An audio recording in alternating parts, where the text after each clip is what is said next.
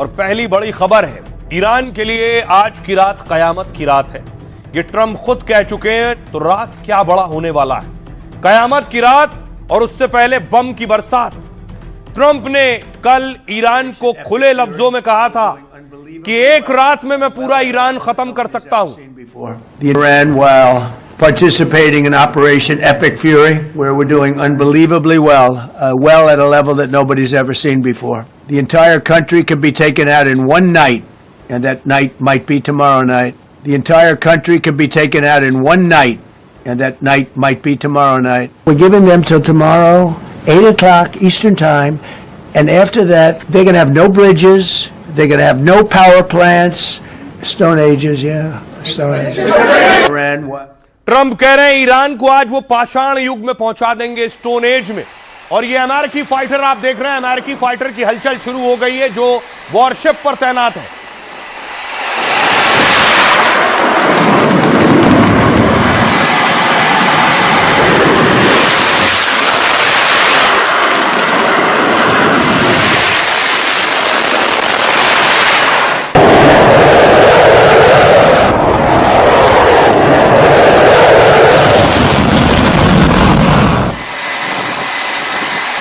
ये तस्वीरें खुद अमेरिका की तरफ से जारी की गई हैं। ये वो फाइटर हैं जो बमों की बरसात करते हैं।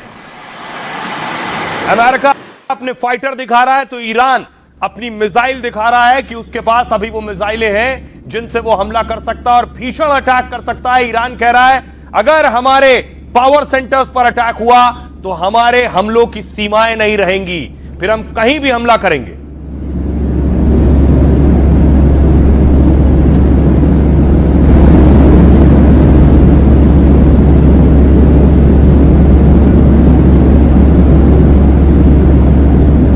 ईरान की मिसाइल सिटी में मिसाइल, बैलिस्टिक मिसाइल, ड्रोन्स और हथियारों का बड़ा जखीरा यहां मौजूद है।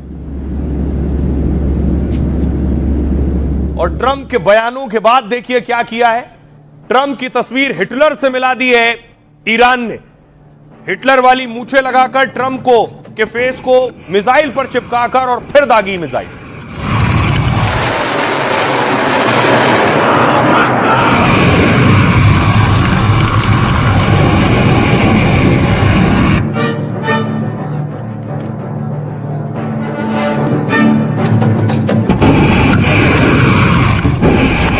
The entire country can be taken out in one night, and that night might be tomorrow night.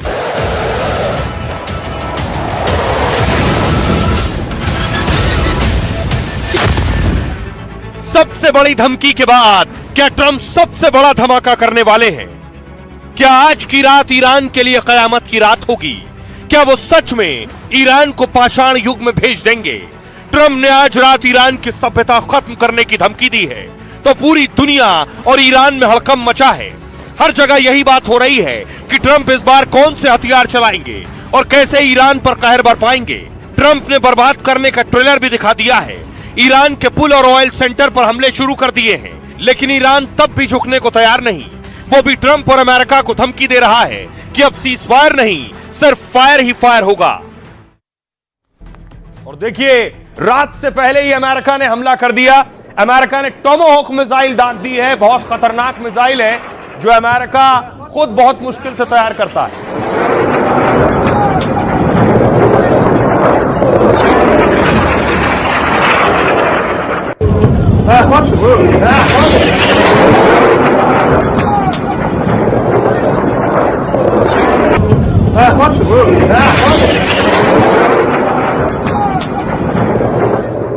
और ऐसे ही यूएस अटैक खार्क पर हुआ है। खार्क जहां सबसे ज्यादा तेल ईरान का है, 90% तेल ईरान का इस खार्क पर है। उस पर अमेरिका ने दावा है लगभग 50 हमले किए।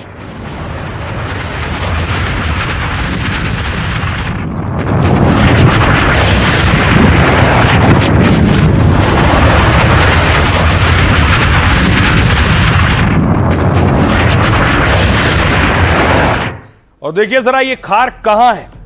ये आप मैप देख रहे हैं, ये हॉर्मुज स्ट्रेट है जहां से तेल आता जाता है, जो रास्ता रोक रखा है। ईरान से लगभग 25 से 30 किलोमीटर की दूरी पर खार्क द्वीप है। इसी खार्क द्वीप पर ईरान ने अपने सबसे बड़ा तेल का अड्डा बनाया हुआ है। यहीं पर अमेरिका ने 50 हमले किए हैं, ऐसा दावा किया जा रहा है।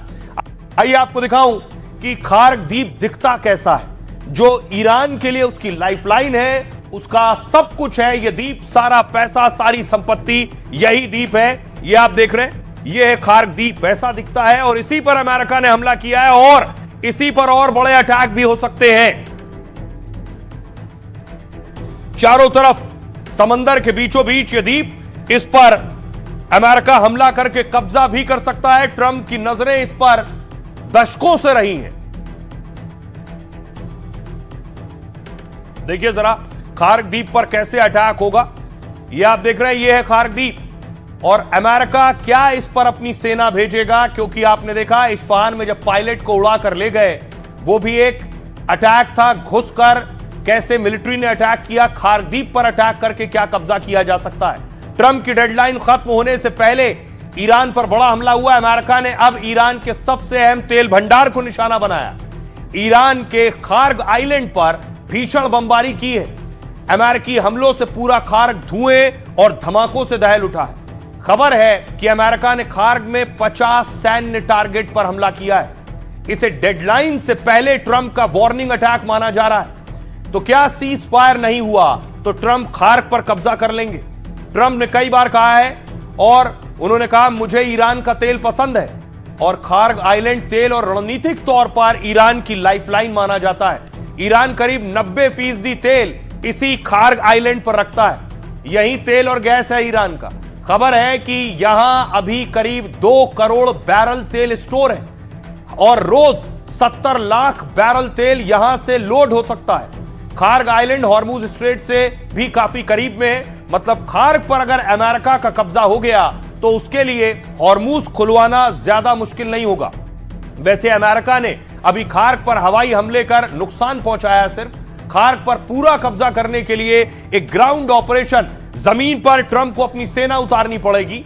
यह बात ईरान की सेना पहले से जानती है, इसलिए कड़ी तैयारी ईरान ने की है। खार्ग के पास ईरान ने भारी सैन्य तैनाती की है। यहां मिसाइल भंडार भी है। इस द्वीप पर ईरान ने यहां चारों तरफ खुफिया माइंस बिछाई हुई हैं, यानी ईरान अमेरिकी सैनिक और उनकी कोशिश को नुकसान पहुंचा सकता है। हालांकि इस्फहान में पायलट को बचाने के लिए ट्रंप ने जो ऑपरेशन चलाया है उसे ईरान में जमीनी ऑपरेशन का ट्रेलर भी माना जा रहा है। एक पायलट को बचाने के लिए सैकड़ों विमान और कमांडो उतार दिए गए। तो खार्ग पर कब्जा करने के लिए वो किसी भी हद तक जा सकता है। आइए अब आपको सुनाऊं, डोनाल्ड ट्रंप कुछ बड़ा करने की तरफ इशारा बार बार कर रहे हैं। सुनिए। They have a period of ये एक नाजुक दौर है। उन्होंने 7 दिन का समय बढ़ाने का अनुरोध किया था। मैंने उन्हें 10 दिन का समय दिया। उनके पास कल तक का समय है। अब देखते हैं क्या होता है। इससे बहुत से लोग प्रभावित हैं। हम उन्हें कल सुबह तक का समय दे रहे हैं। उसके बाद उनके पास ना तो पुल होंगे, ना ही बिजली संयंत्र। बिल्कुल पाषाण युग जैसी स्थिति हो जाएगी। लेकिन हम उनसे निपट रहे हैं। मुझे लगता है कि सब ठीक चल रहा है, लेकिन देखना होगा और आपको भी समझना होगा। हम इन लोगों से 47 सालों से निपट रहे हैं। मैं यहाँ 1 महीने पहले की तुलना में कहीं अधिक शक्तिशाली ईरान के सामने खड़ा हूँ, लेकिन अब ऐसा नहीं है। अब वो पूरी तरह कमजोर हो चुके हैं। because it affects them also. Trump ने स्टेट ऑफ हार्मुज को लेकर जिस अभद्र भाषा का इस्तेमाल किया, हम वैसी चुनौतियों का सामना 48 घंटों से नहीं बल्कि 48 सालों से कर रहे हैं। हम पाषाण युग में भी सभ्यता और गरिमा की बात करते थे। शक्ति और सत्ता के अहंकार के सामने हम मजबूती के साथ खड़े हैं। अपनी जड़ों और मर्यादा को याद रखना हमारी सबसे बड़ी कूटनीतिक जीत है। अमेरिका ने खार्ग द्वीप पर अटैक किया तो इजराइल ने देखिए ईरान में ब्रिज पर अटैक किया है। ये तस्वीरें आप देख रहे हैं, ये है ब्रिज जिस पर अटैक किया गया है। पुल भी टारगेट पर है।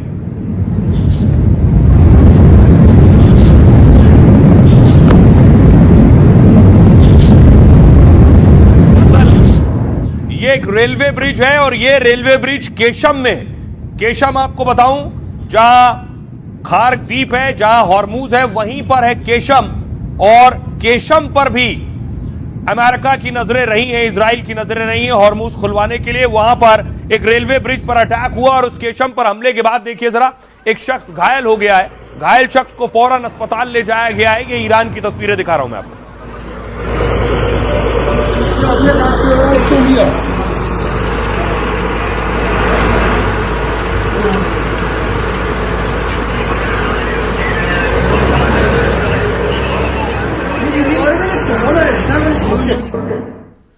और उसके बाद न सिर्फ एक जगह, एक और ब्रिज पर अटैक किया और पूरा ब्रिज तबाह कर दिया है इजरायली हमले में। यह तस्वीर देख रहे हैं, ये दूसरा ब्रिज है जो बीच से आपको नजर आ रहा है, पूरी तरह से ध्वस्त हो गया है।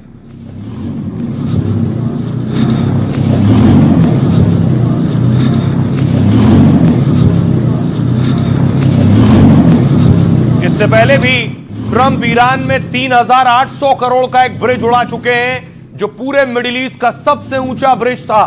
अब यही टारगेट है इजराइल और अमेरिका के। तो टारगेट शुरू हो चुके हैं इजराइल की। ईरान के लोगों को ट्रेन में ना सफर करने की वार्निंग है। अगले 12 घंटे तक लोगों से रेल की पटरियों से दूर रहने को कहा गया है।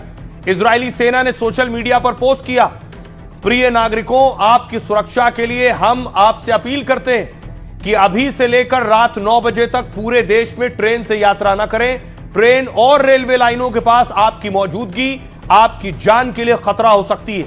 इजरायली सेना के मुताबिक ट्रेनों से हथियारों की आवाजाही हो रही है।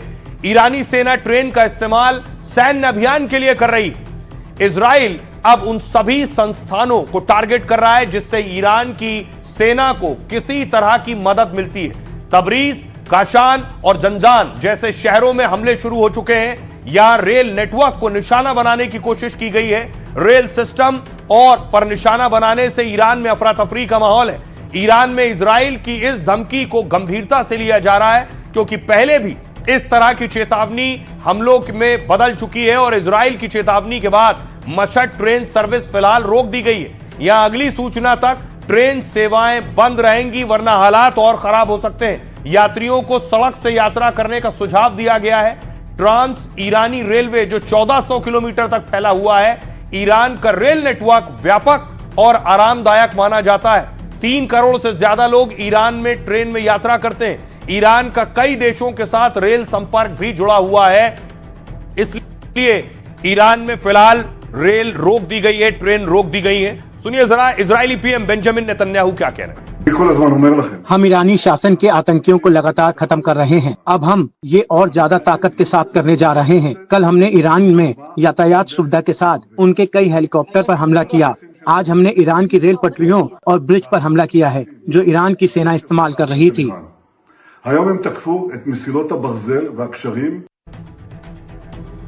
लेकिन इस बीच ट्रंप ने बहुत बड़ी बात कह दी, जो शायद ही आज तक किसी राष्ट्राध्यक्ष ने ऐसी बात की हो। ट्रंप कह रहे हैं वो पूरे ईरान को तबाह करने जा रहे हैं। ट्रंप ने देखिए ट्वीट किया और ऊपर लिखा है, a whole civilisation will die tonight, यानी आज पूरी ईरानी सभ्यता मर जाएगी, खत्म हो जाएगी। बड़ी बात ट्रंप कह रहे हैं और कभी उन्हें वापस नहीं लाया जा सकेगा। पूरी ईरानी सभ्यता को खत्म करने की बात के मायने क्या है? बड़ी बात यह है आखिर कौन सा और कैसा अटैक करने जा रहा है अमेरिका। ईरान का नामो निशान मिटा देंगे, ट्रंप ये कह रहे हैं। ट्रंप ने ईरान को एक रात में तबाह करने की धमकी दी। आज रात इतिहास के बड़े पलों में से एक होगा। सोशल मीडिया पोस्ट में ट्रंप ने ईरान को बड़ी धमकी दी है। आज रात ईरान की पूरी सभ्यता खत्म हो सकती है। ट्रंप ने कहा वो नहीं चाहते कि ऐसा हो, लेकिन ऐसा होगा। ट्रंप ने कहा कुछ बड़ा और क्रांतिकारी होगा। आज इतिहास की अहम रातों में से एक है। ट्रंप ने ईरान में सत्ता परिवर्तन का दावा किया। 47 साल के भ्रष्ट शासन का आज खात्मा हो जाएगा। अब नए और कम कट्टर लोग सत्ता में आएंगे। ट्रंप ने कहा ईश्वर ईरान के लोगों की रक्षा करे। जेडी वेंस, उपराष्ट्रपति जेडी वेंस ने ट्रंप की बात को दोहराया है। उन्होंने कहा आज की रात ईरान के लिए बेहद महत्वपूर्ण है। उम्मीद है वो आज रात तक सही फैसला ले लेंगे। युद्ध का समापन ईरान पर निर्भर है। रात 8 बजे तक ईरान के जवाब का इंतजार करेगा अमेरिका। ईरान ने पलटवार किया है। ईरान ने कहा, ईरान के विदेश मंत्रालय ने समझौते की संभावना से इनकार कर दिया है। ईरान ने युद्ध के स्थायी अंत की मांग की है। अमेरिका के सीजफायर प्रस्ताव का ईरान ने समर्थन नहीं किया और अमेरिकी धमकी पर ईरान ने चेतावनी दी। ईरान का हमला अब मिडिल ईस्ट तक सीमित नहीं रहेगा, बल्कि वहां के एनर्जी इंफ्रास्ट्रक्चर को भी निशाना बना सकते हैं। ईरान अब अमेरिका के दोस्तों पर दुगनी ताकत से हमला करेगा, जिससे इस इलाके के तेल और गैस संसाधन खत्म हो जाएं। बड़ी बात यह है कि अगर ट्रंप ईरान पर बड़ा हमला करते हैं तो ईरान बदले में आसपास के जितने अरब देश हैं जो ट्रंप के करीबी और अमेरिका के दोस्त कहलाते हैं, उन पर भीषण हमला कर सकता है जवाबी कार्रवाई में। सुनिए ट्रंप क्या कह रहे हैं। Rescue that's very historic. It'll go down. हमने एक आदमी के लिए 200 आदमी वहाँ पे भेजे। ये कुछ ऐसा ही है जिसे आम तौर पर उतना करने की कोशिश नहीं की जाती जितनी आप करना चाहते हैं। ये रेस्क्यू बहुत ही ऐतिहासिक था। एक पूरे देश पर एक रात में कब्जा किया जा सकता है। वो एक रात कल भी हो सकती है। Nobody's ever seen before. मगर मुझे लगता नहीं कि कोई अमेरिका ऐसा कभी भी कार्रवाई करेगा कि न्यूक्लियर हथियार इस्तेमाल करे। वो इसकी वजह यह है कि आप देखें सेकेंड वर्ल्ड वॉर के बाद कोई भी जगह न्यूक्लियर वेपन इस्तेमाल नहीं हुए, क्योंकि nuclear weapon are not weapon of war, they are weapon of deterrence only. काफी भयानक नजर आ रही है, क्योंकि अगर 8 बजे ट्यूसडे जो टाइम है अमेरिका का, उस से पहले स्टेट ऑफ हार्मोज नहीं खोला जाता, कोई बातचीत नहीं होती, तो अमेरिका और इजराइल जो है वो इनके पावर प्लांट्स के जो ईरान के प्लस ब्रिजेज, उधर ईरान ने ब्रिज इनके सामने पावर प्लांट्स में ह्यूमन शील्ड बना दी है। और यही नहीं, फिर ईरान स्ट्राइक बैक करेगा ये मिडिल ईस्ट की जो कंट्री हैं उनके जो भी पावर प्लांट्स हैं, प्लस उनके energy sector, plus desalination plant, उनको भी वो नष्ट कर देगा। तो ट्रंप क्या करने वाले? चारों तरफ बड़ी अटकलें और कयास हैं, और भयंकर और खतरनाक इसलिए क्योंकि डूम्सडे प्लेन निकल आया है। ये तब निकलता है जब परमाणु हमला होता है, ये तब निकलता है जब बड़े अटैक की तैयारी में अमेरिका होता है। याद होगा ये इससे पहले तब निकला था जब ईरान के न्यूक्लियर साइट पर B-2 बॉम्बर से अटैक किया गया था, और अब दोबारा निकला है।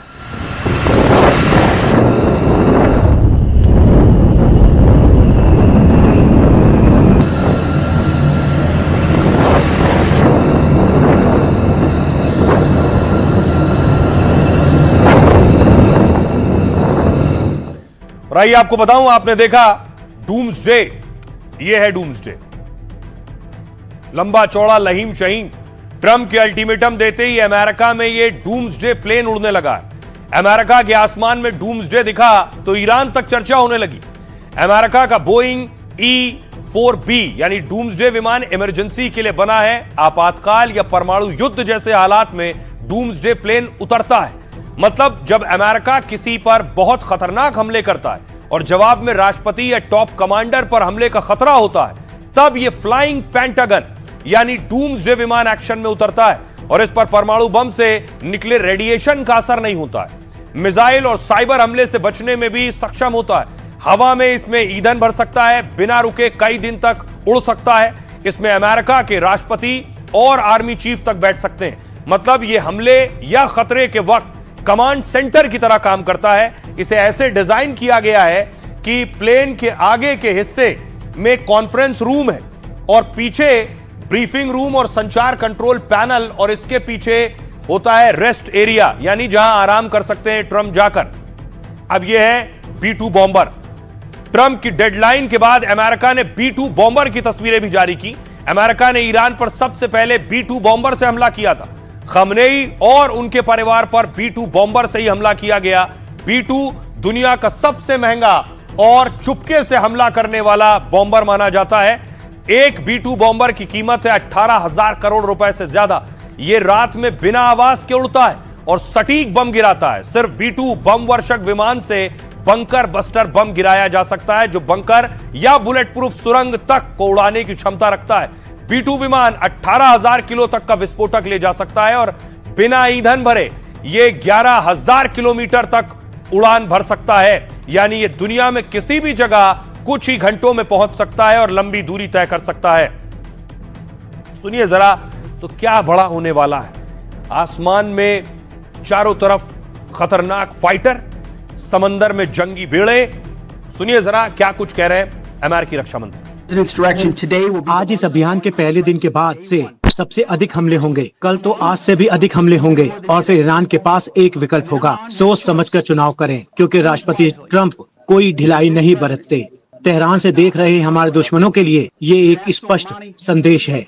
चेतावनी अमेरिका लगातार दे रहा है कि वो ईरान को और उसके सिविलियन इंफ्रास्ट्रक्चर को काफ़ी डैमेज कर सकते हैं, काफ़ी क्षति पहुंचा सकते हैं। और इस प्रक्रिया में यूनाइटेड स्टेट्स ऑफ अमेरिका अपने अनेक जो भारी जो बम्स हैं, जो उसके स्ट्रेटेजिक बॉम्बर्स हैं, उसका इस्तेमाल करते हुए ईरान के जो बड़े इंफ्रास्ट्रक्चर्स हैं उनके ऊपर बड़ा हमला कर सकता है और ईरान को अंदर से क्रिपल करने की वो कदम उठा सकता है। लेकिन ईरान की इस्लामिक रिजीम भी अभी चेतावनी दे रही है कि वो जो वेस्ट एशिया के जो राष्ट्र हैं वहाँ के जो सिविलियन इंफ्रास्ट्रक्चर हैं उसको वो टारगेट करेंगे।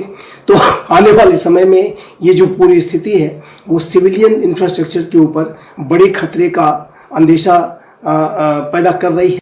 लाखों लोगों को बोल दिया गया है कि जब अमेरिका अटैक करे तो इन बड़ी जगहों पर उपस्थित रहें। तैयारी ईरान की, ट्रंप के हमले का जवाब देने के लिए 1.5 करोड़ ईरानी तैयार है। वो ईरान को बचाने के लिए शहादत देने को तैयार है। ईरान के राष्ट्रपति पेजेश्कियन ने खुद इसका ऐलान किया है, कहा वो खुद भी देश के लिए कुर्बानी देने को तैयार है।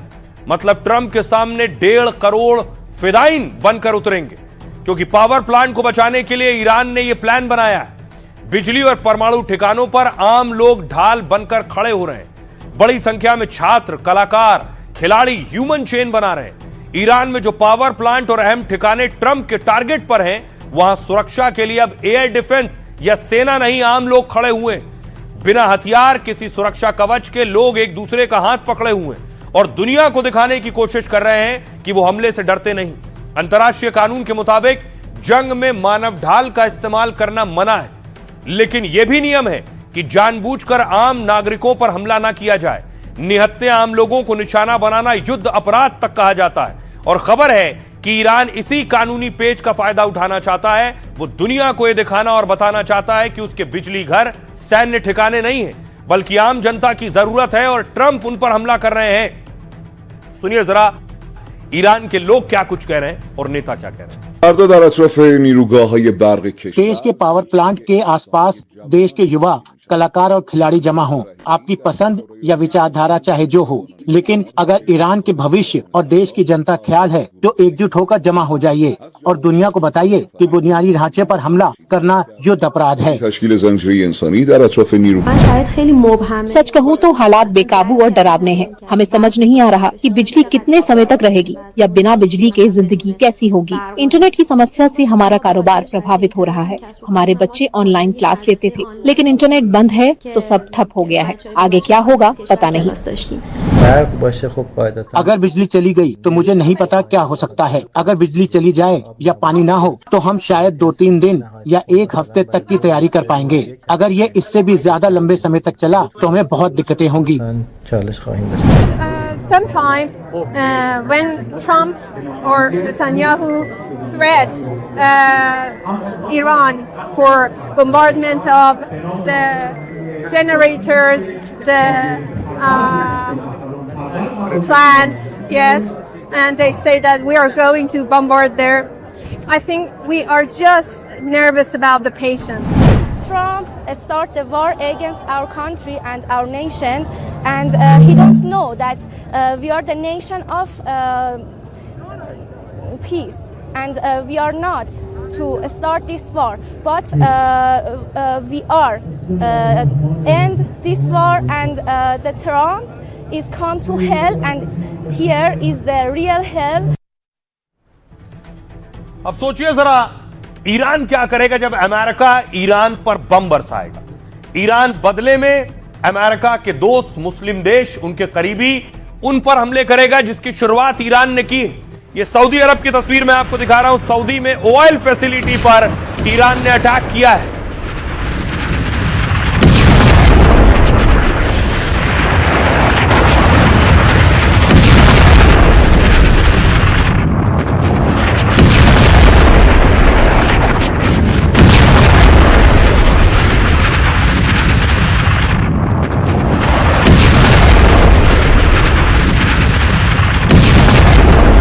पास अमेरिका से बदला लेने का सिर्फ यही तरीका होगा, और ईरान कह रहा है हम अब मारेंगे तो फिर कहीं भी मारेंगे। ये सोच समझ कर नहीं मारेंगे, कहां नहीं मारना है। अगर अमेरिका ने उनके प्लांट्स पर अटैक किया है, ईरान ने इराक पर अटैक किया है, यहां बताया जाता है, ईरान का दावा है कि CIA से जुड़े हुए लोग यहां मौजूद थे इराक में जहां यह हमला हुआ।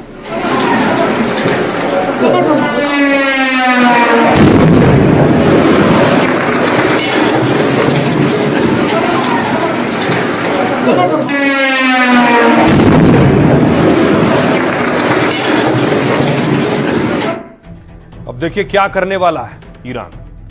सऊदी अरब निशाने पर होगा। ईरान ने सऊदी अरब पर जोरदार हमला किया है। इंडस्ट्रियल सिटी अल जुबैल पर ड्रोन अटैक किया है। धमाके से पूरे शहर में आग की ऊंची ऊंची लपटें दिखाई दी। सऊदी अरब के एयर डिफेंस ने 7 मिसाइलें हवा में मार दी। अल जुबैल शहर सऊदी अरब की रीढ़ की हड्डी माना जाता है। दुनिया का सबसे बड़ा पेट्रोकेमिकल हब कहा जाता है। सऊदी की जीडीपी में अल जुबैल का 7 से 12% हिस्सा है। अगला मुल्क है बहरीन, टारगेट पर होगा। बहरीन में ईरान के मिसाइल हमले का डर देखने को मिला। सऊदी बहरीन को जोड़ने वाले पुल को बंद कर दिया गया है। बहरीन को अरब से जोड़ने वाला यह इकलौता रास्ता है और ईरानी हमलों की आशंका के चलते पुल को बंद किया गया है। बहरीन में जिस तरह ईरान ड्रोन और मिसाइल हमले कर रहा है, अमेरिका ने वहां से 1500 नाविक वापस बुला लिए। अगला मुल्क है यूएई, जो सबसे ज्यादा अटैक झेल रहा है अब तक। यूएई पर 2000 से ज्यादा ड्रोन और 450 मिसाइलें दागी गई। डेडलाइन खत्म होने से पहले अमेरिका ने ईरान पर हमला किया तो ईरान ने यूएई में एक साथ मिसाइल और ड्रोन से हमला किया है। शारजा में ईरान के ताजा हमले में 2 लोग घायल होने की खबर है। ईरान ने कह दिया है कि अब अमेरिका के दोस्तों पर अटैक होंगे। सीरिया अगला देश है। सीरिया की राजधानी दमिश्क में कई धमाकों की खबर आई है। कुछ मिसाइलों को एयर डिफेंस सिस्टम ने हवा में मार दिया है, लेकिन कुछ ड्रोन और मिसाइलों ने नुकसान पहुंचाया है।